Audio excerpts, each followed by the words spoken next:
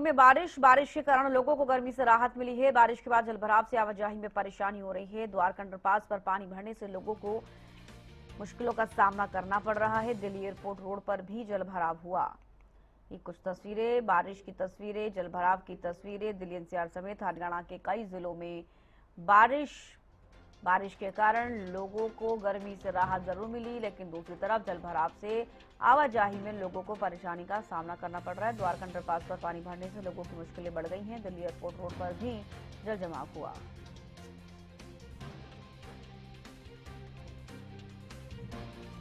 Delhi NCR समेत हरियाणा के कई जिलों में बारिश। दिल्ली एयरपोर्ट रोड पर भी जल जमाव हुआ। दिल्ली एनसीआर समेत हरियाणा के कई जिलों में बारिश होने के कारण जलभराव की समस्या से लोगों को दो चार होना पड़ रहा है। तस्वीरें दिखा रहे हैं आपको, ये दिल्ली की तस्वीरें हैं जहां पर आप देख रहे हैं कि किस तरीके से जलभराव हुआ है।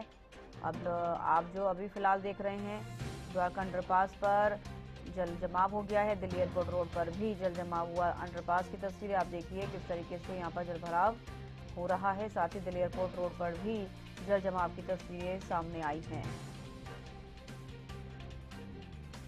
दिल्ली एनसीआर समेत हरियाणा के कई जिलों में बारिश के बाद जलभराव की तस्वीरें। मौसम सुहावना हुआ, लेकिन जलभराव से लोगों की परेशानी बढ़ गई है। अब आप ये देखिए तस्वीर जहां पर सड़कें लबालब पानी से भरी हुई हैं। अब दिल्ली एयरपोर्ट रोड की तस्वीर देखिए, यहां पर भी जलभराव, अंडरपास में जलभराव, इसके साथ द्वारका अंडरपास पर भी पानी भरने से लोगों की मुश्किलें बढ़ी।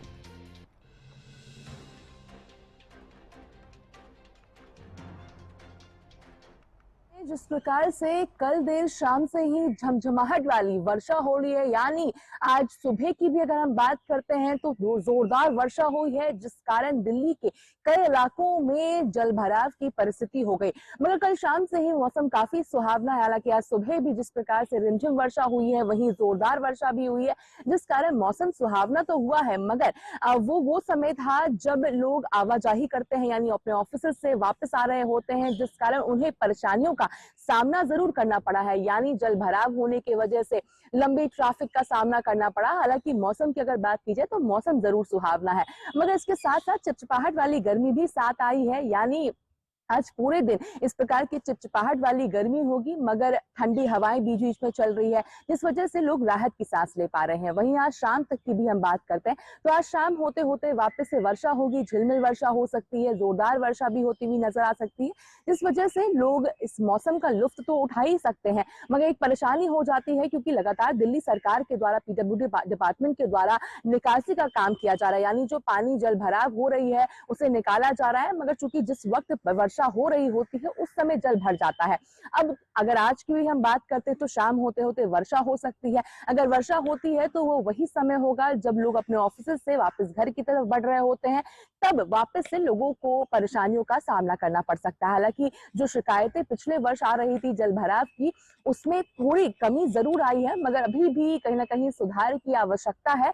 और जल भराव जैसी जो परिस्थिति है वो अभी भी राजधानी दिल्ली में बरकरार है, मगर सुधार जरूर हुआ है। यानी आईटीओ के पास अगर मुख्य तौर पर बात की जाए, न्यूट्रिएंट्स एरिया की बात करते हैं, जब वर्षा होती थी तो काफी देर तक पानी भरा रहता था। हालांकि ये परेशानी इस वर्ष नहीं देखने को मिल रही है, मगर जो निचले की जो हिस्से के घर हैं वहां पर परेशानी जरूर हो रही है, क्योंकि वहां से निकलने का रास्ता नहीं है। वहां पानी भर जा रहा है और इस कदर भर रहा है कि अगर 2 दिन पहले भी वर्षा हुई है तो उसकी परेशानी आज भी देखने को मिल रही है।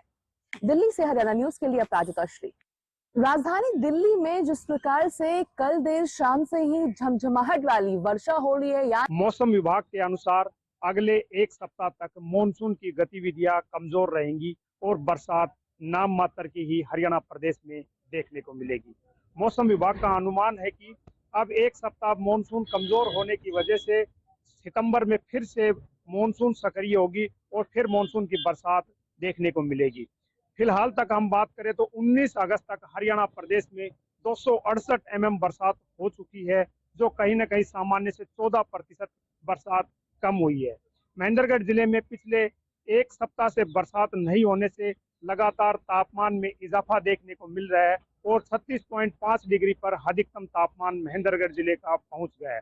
वही रात्रि का तापमान भी 24.5 डिग्री महेंद्रगढ़ जिले का तापमान पहुंच गया है। वही हरियाणा प्रदेश की हम बात करें तो सबसे अधिकतम तापमान हिसार जिले का रहा, जो 37 डिग्री रहा। वही सबसे कम न्यूनतम तापमान गुरुग्राम जिले का रहा, जो 22 डिग्री रहा, जो सामान्य से 2.8 डिग्री कम रहा। हमारे साथ स्थानीय लोग भी हैं, हम उनसे भी बातचीत करेंगे कि पिछले कई दिन से लगातार बरसात नहीं होने से उमस भरी गर्मी हो रही है, किस तरह की परेशानियां हो रही है? बिल्कुल, इस बार जो है वो बरसात है वो बहुत कम हुई है, मानसून है वो भी कम एक्टिव रहा है। इस वजह से गर्मी यहाँ पे लगातार देखने को मिल रही है। बारिश न होने के कारण जो खरीफ की फसलें हैं वो सूखने लगी हैं, वो चाहे ग्वार की फसल हो, चाहे बाजरे की हो, चाहे कपास की हो, चाहे नरमे की हो, सारी सूखने लगी है। कुछ किसानों ने तो अपनी फव्वारा से सिंचाई शुरू कर दी है, लेकिन बरसात न होने के कारण कहीं न कहीं परेशानी तो आ ही रही है। जी, बिल्कुल, ये थे स्थानीय लोग जो बता रहे थे कि पिछले 10 दिन से बरसात नहीं होने से फसलों में भी काफी नुकसान जो है वो देखने को मिल रहा है, जिससे कहीं ना कहीं बरसात की कमी से फसलों में नुकसान हो रहा है। यदि बरसात होती है तो उससे कहीं ना कहीं तापमान में भी कमी होती है और किसानों की फसल में भी फायदा देखने को मिलता है। लेकिन आज बादल छाए हुए हैं और मौसम विभाग के अनुसार 25 से 50% बरसात का अनुमान महेंद्रगढ़ जिले में